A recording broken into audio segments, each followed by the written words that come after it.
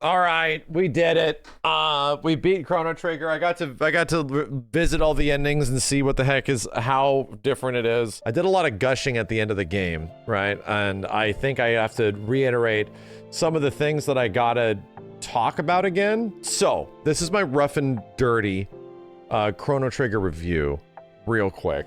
So I beaten it, and this is the after many attempts in the past, like 2 or 3 attempts in the past. I tried to play the game, and unfortunately, every single time something would happen preventing me from continually playing it, right? And actually getting sort of absorbed by it. So that didn't happen this time. This time, I legit got absorbed into the game. I was able to follow it without much time in between each playthrough, and within like 4 sessions, we beat the game at about like 20-ish hours. And all I can say is I get it. I completely understand. This is arguably one of, like, I think the best games ever made. And considering the time frame of which it came out, I think it's even more impressive. Like, and there's a few things why that is the way it is. Number one is runtime. It's not a very long game, and it's got a decent amount of like additional side content that can push things a little bit, but arguably, like, if you want to beat it and roll credits, it could be about like maybe 13 to 15 hour experience. So it's relatively short. It's not very long. However, that comes at a benefit, you know? The benefit from that is that if you do side content and have fun with it, you can push it to like 20 hours, which is still relatively short. I even remember Final Fantasy VI, playing that after I played FF7 way back in the day, and it was pretty long. It was actually still like a 30+ hour game, man. It was like, and I did not do everything. It was hefty. I think that comes at a benefit of the game, because so many JRPGs and RPGs around this time were really long. Since this one isn't, it does not have the sort of issues that some of those games have, which is extended runtimes. And with an extended runtime, you have chances of things just sort of being a little sloggy. There's only one part of Chrono Trigger that I did feel like, all right, this is going on for a little too long.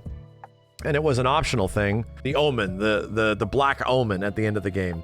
And yeah, that felt like we're just sort of repeating a lot of the same fights, the same areas over and over again. This one feels not particularly remarkable in comparison to a lot of the rest of the game, but it's an optional thing. You don't have to do it, which is not that bad. The benefit is that you get a game that is such a blitzkrieg of new things, new abilities, new stuff being thrown at you constantly. 6-hour sessions just go by like nothing. And you're like, dude, what the heck? The only other part of the game that I felt was like a little slow was when you first get to 65 million BC. And you're like, hey, we're just hanging out in 65 million BC and learning new things about new characters, figuring out how to get back and all that kind of stuff. And that was like a little slow, but not that much. You don't spend that much time there. The pacing of the game is just great, dude. And especially past the midway point, it just flies. The game just is on a non-stop roller coaster. It just flies all the way through. And that's benefited by a couple of other design decisions, which I actually think are genius. As a reminder, the devs of this game were majority the same devs that would go on 2 years later. This game came out in 1995, and right after they were making this game, they kind of got together to make another RPG, which was called Final Fantasy VII. And there's a lot of connective tissues there. There's also a thing where I completely agree. I love Final Fantasy VII, but they kind of stumbled into making one of the greatest games of all time, in the same way that I think they stumbled into a couple of absolute genius design decisions while making Chrono Trigger. I don't know if it's intentional, but I made some notes going through this shit. Chrono Trigger is kind of like baby's first RPG. The combat is ridiculously simplistic. There's barely any character customization at all. There's almost like nothing you can do. In the very early moments of the game, I'm just kind of like, everything is so simple. And there's like very little things you can do. It's like this game is even more linear than more games I've played in the first like few hours. However, as it evolves, there are things that actually make that a benefit and not an issue. As it evolves, you get a lot of things per character, and there's not a lot of customization. You can't change things very much. You just get like few moves everybody learns, but there is dual text and there is triple text, right? There's a whole bunch of things that change depending on how you compose your party. A thing that is actually very complicated. There's so much stuff all over the place that you can do to mix and match, that you constantly see brand new things all the time whenever you throw a new party member in there, which is cool. Throughout your entire playthrough, you'll be seeing different things throughout the entire thing, dude. So I like that. Like, that's a genuinely like really cool aspect of the game that makes it fun, that makes it like enjoyable to like, oh, ridiculously simplistic gameplay, but now you got like a complicated thing of always mixing and matching your party. Okay, and you meet like right in the middle. Okay, cool, that's neat. In the same way, progressing the story felt relatively simplistic and kind of like simple, where it's like, man, this is really linear. Like, this is a really sort of like linear experience game, even more so than some of the other games that I'm familiar with, like FF7. But there's a complication there. As soon as you get time travel and you understand how time starts working between different eras, there's so many different eras and different versions of the world that you sort of get caught up in the mess of everything even before you get a time machine. And you're like, so wait a minute, we need to go back to here because we're manipulating time to go do this and then that, and then it gets even, it one-ups itself again when you actually get a time machine and you get full control of it at all times.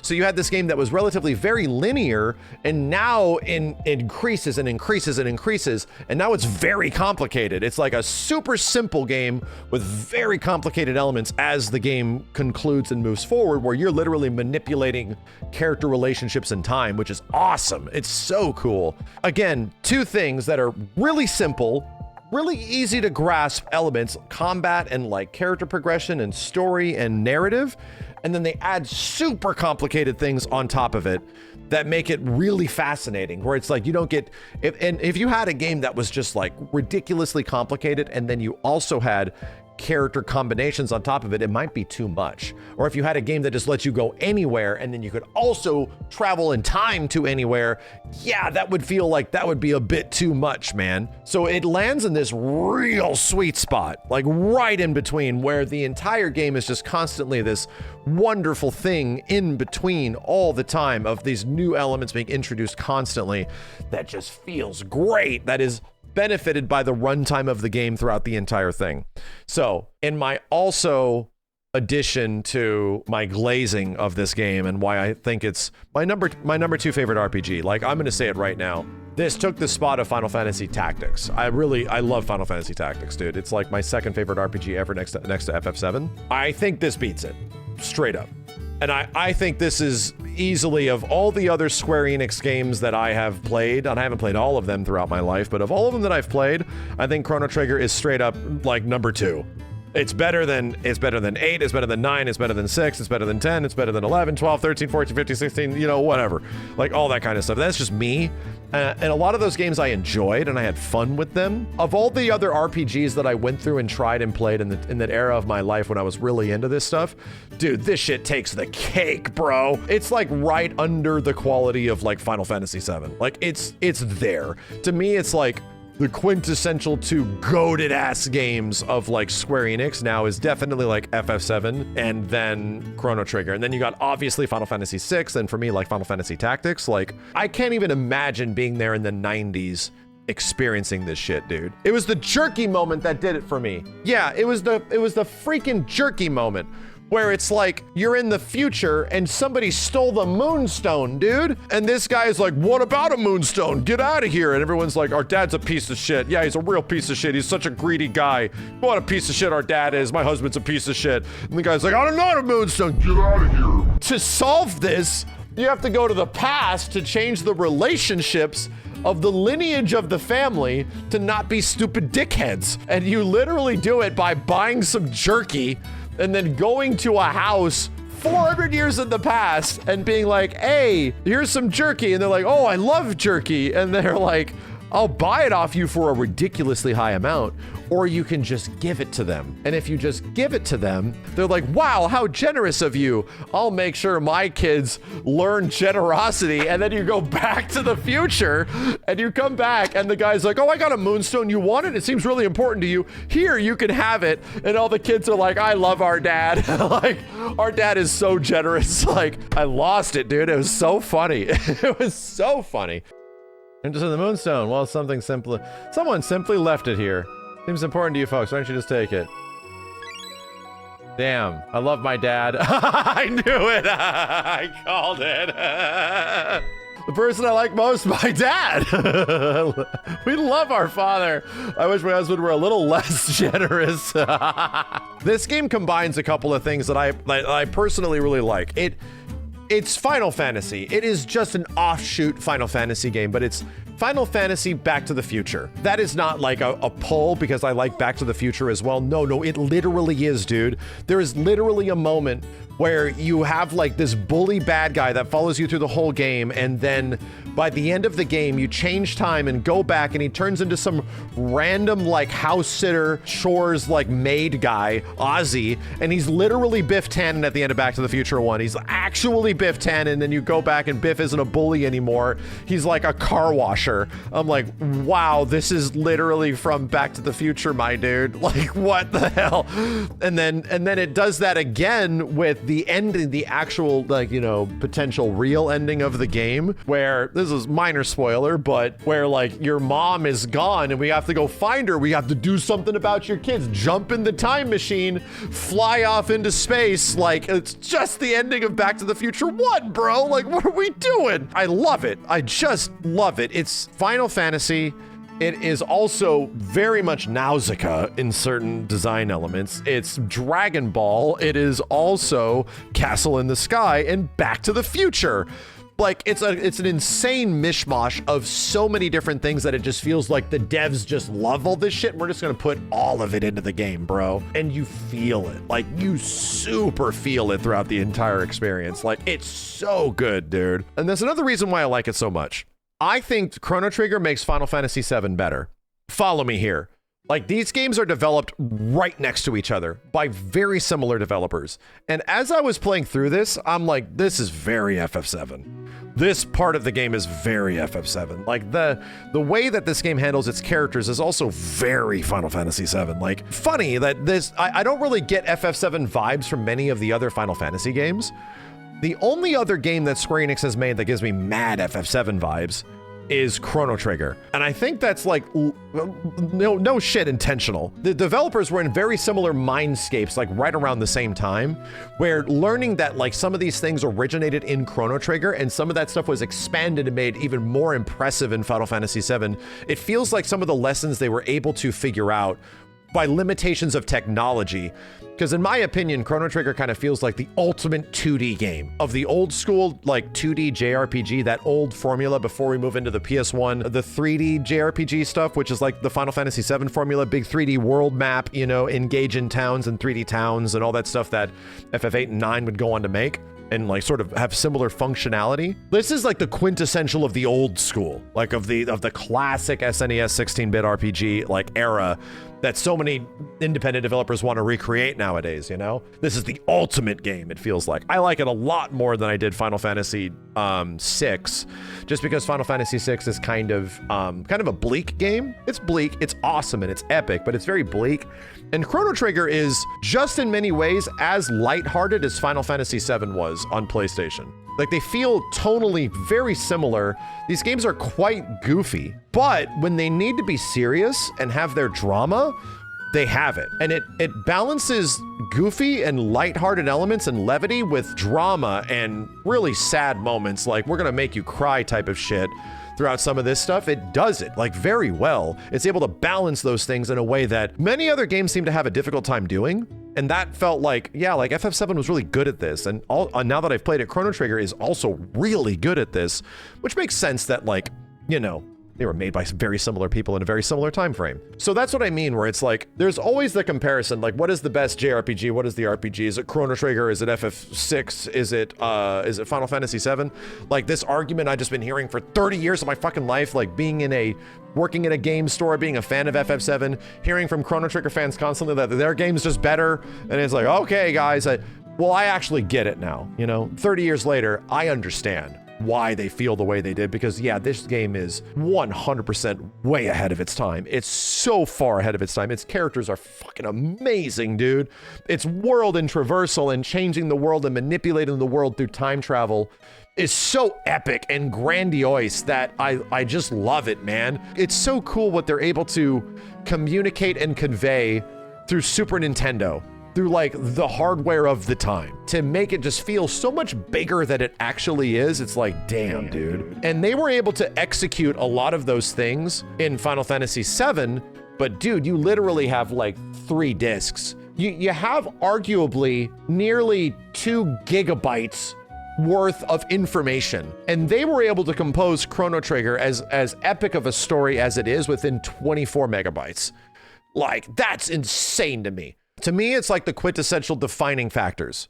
I don't think these games really compete with each other. I think they benefit each other. I think they sit along next to each other. You could see the other Final Fantasy games as being like siblings, but they kind of feel like cousins because each game tries to do something very different from one to the next, with having similar composition to them, like especially 7, 8, and 9. Chrono Trigger and FF7 feel like they are brother and sister, or brother and brother, or sister and sister. Like, it feels like they were born within very similar time frames to each other, and they have a lot of connective tissue, and they have a lot of things that what makes FF7 so good makes also Chrono Trigger really good. And it's like the things that were good in Chrono Trigger and then try to bump it up even more in FF7, dude.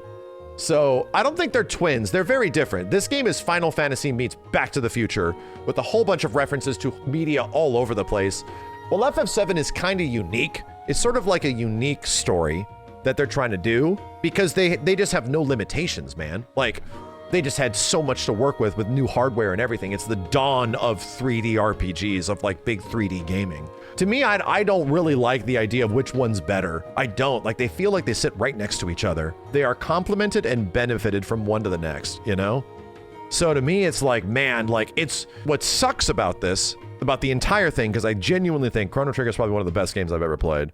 It's easily one of the greatest games of all time. What's crazy is that the experience that I just had is not widely available. This game has been re-released and redistributed in many different ways, and all with a complement of weird issues across the board. The PS1 version, which was in the Final Fantasy Anthology Collection, Chronicles, whatever. It's funny, they stick it in a Final Fantasy collection because it's practically a Final Fantasy game. Has cutscenes, new cutscenes, which are cool, but terrible loading.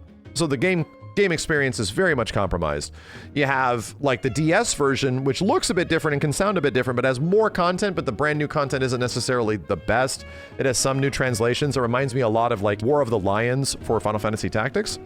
And then you got like the Steam version, which is funky and has had like a lot of fixes and has gotten a lot better. But really, there's never been like a faithful, really defining port of Chrono Trigger. It just has not happened yet, man.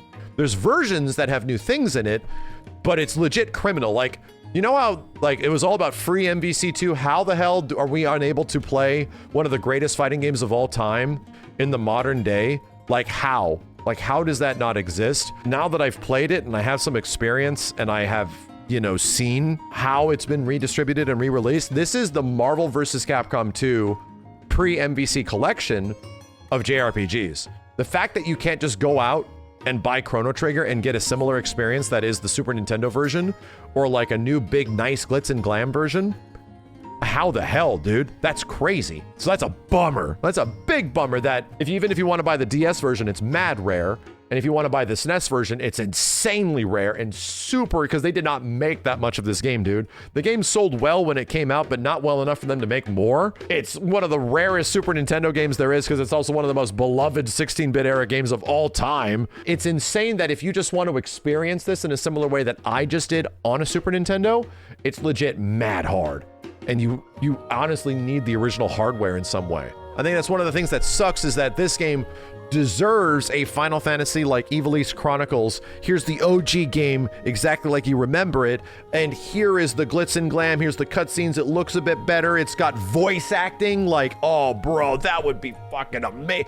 I would love to play this game all over again if it got a proper, the devs came back to make a port of Chrono Trigger that is like the OG one and this one, and it's got all the glitz and glam that like Ivalice Chronicles had with like Final Fantasy Tactics. Bro, that would be great.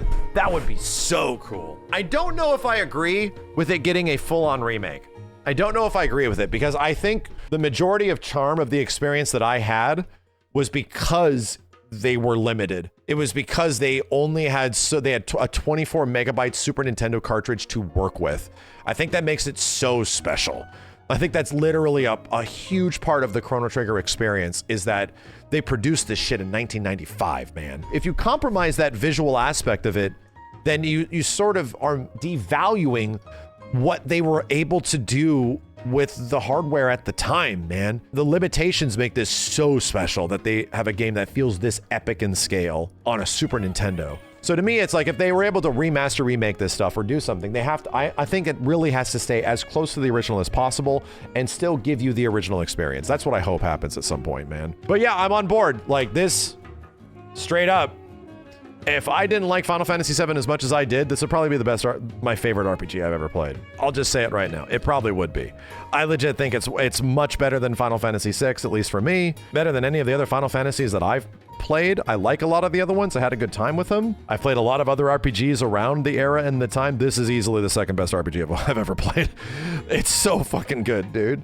It's so good. And I think it's also so good because it's got so many things that remind me of Final Fantasy VII, and I loved about Final Fantasy VII. What a great game. What a good time.